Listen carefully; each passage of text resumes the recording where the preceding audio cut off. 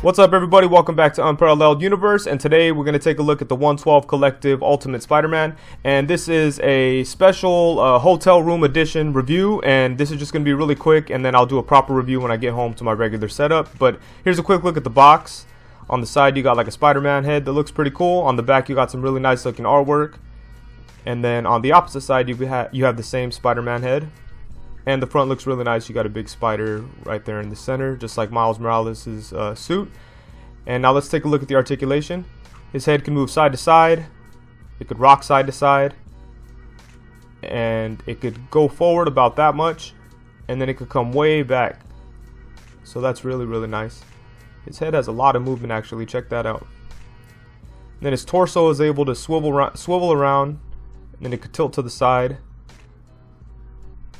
And he could crunch only about that much, but then he could go back a pretty nice amount, as you can see here. And then for his arms, they're able to go all the way up to about that far before it's stopped by the cloth. Then it could come all the way back about that much. They come out to the side. They do not have the butterfly type of joint, but it does have upper bicep swivel, double jointed elbows. He's got a swivel at the wrist and a hinge. And then for his legs, they could come way out to the side. He could pretty much do the splits, as you can see here. Then you've got the upper thigh swivel. You could bring his leg up to the top, up forward that much, a really nice amount. And it could only go back about that much. Like I said, you've got the upper thigh swivel, got double jointed knees.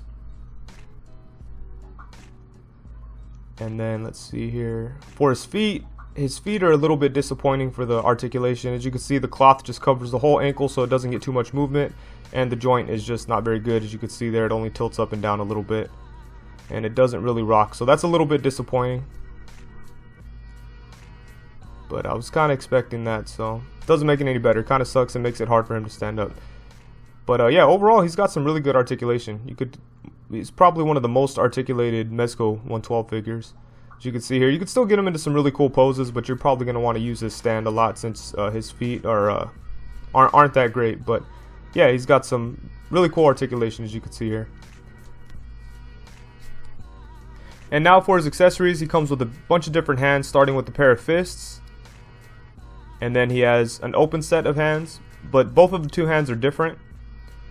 But it only comes with one set of open ones. But this one is like all the way out, and then this one is for like so you could do like a climbing effect. And then of course he has a couple of thwip hands, and then he has some really awesome web effects. He's got a couple different kinds here. He's got just like some web shooting kind of things, and then you've got this one here that has like a bendy wire in it, so that's pretty good. And it's pretty solid. It's not really thin like the Daredevil bendy wire. And I forgot to shoot this when I was first checking.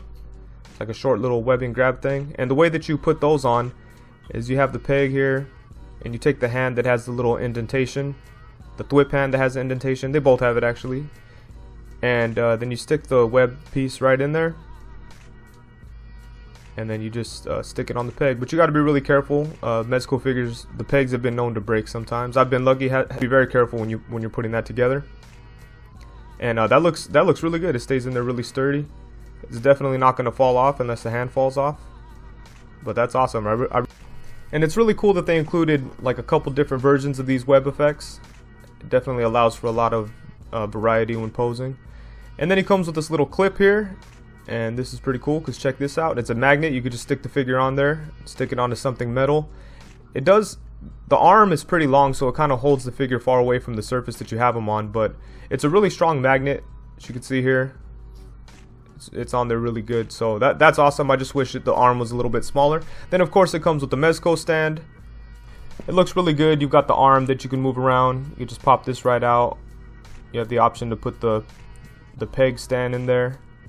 And if you want to take that out, of course, you just poke it through here with the arm, and it comes right out. So, very nice looking stand. We'll use it, but I might use it in Miles Morales' case because his ankles aren't too good.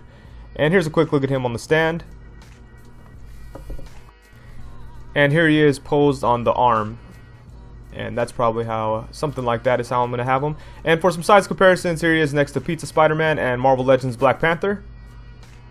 And in my opinion, it seems like he's a little bit tall. And that's really apparent here when you have him next to Captain America. He's pretty much the same size. This is Mezco Captain America and Figure Arts Ant-Man. And yeah, look at Miles Morales is just a hair taller actually. And then here he is next to the Comic-Con exclusive Michelangelo from NECA and the NECA Caesar from Planet of the Apes. But yeah, a little tall in my opinion. But here's a closer look at the figure itself. And I'm really happy with the way this figure looks. I thought the head wasn't gonna look nice. I was saying that I wish that they kind of went with the smooth look, but I like the way the sculpted web lines look. They look a lot better in person than they did in those Mezco promo pictures. I love the amount that his head is able to move. Look at that, it could go all the way to the side. That's cool. And then check this out. This is all done really, really nice. There's no ugly spots or parts that feel like they're gonna lift at all. Same thing here in the back. It's just all done really, really well.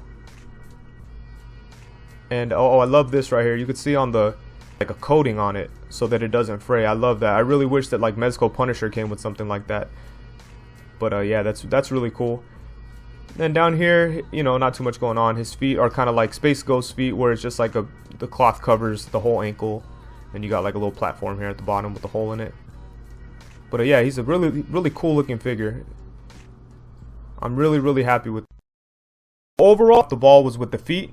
They definitely could have made the feet better. They could have had them, you know, the ankles rock a little bit more. I'm kind of hoping that's why the regular is back.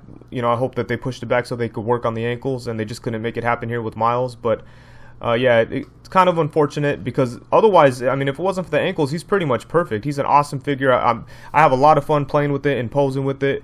Yeah, he's just really, really great. I really wish he came with the unmasked Miles Morales head. I don't have the Marvel Legends one with me right now, but I don't think that it's gonna fit because you saw how big he is compared to like Pizza Spider-Man. So I don't think that Miles Morales head is gonna fit on him.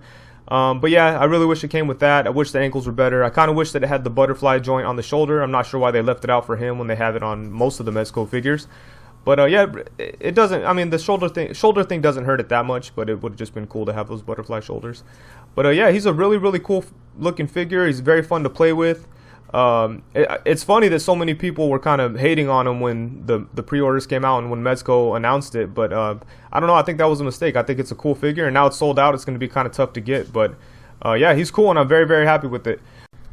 So that's it. It's a bad quality, low light version of Unparalleled Universe action figure review, and be sure to check back on my channel. When I get back home, like I said, I'll do a better version of a review, but hopefully, I know a lot of people wanted to see a review on him, so hopefully this is cool for those people. They could check it out if they're interested in the figure. But yeah, like I said, he's a really cool looking figure, and again, thank you for joining me. And also, don't forget about my giveaway that I'm having. I'm going to give away a Comic-Con exclusive figure. All you have to do is tag me or something, let me know that you did it, and then you're entered in the contest. Right now, there's about 50 contestants that have done it so far, so you know, chances are pretty good if you go ahead and do that. But yeah, that's it. Thank you very much for watching, and peace.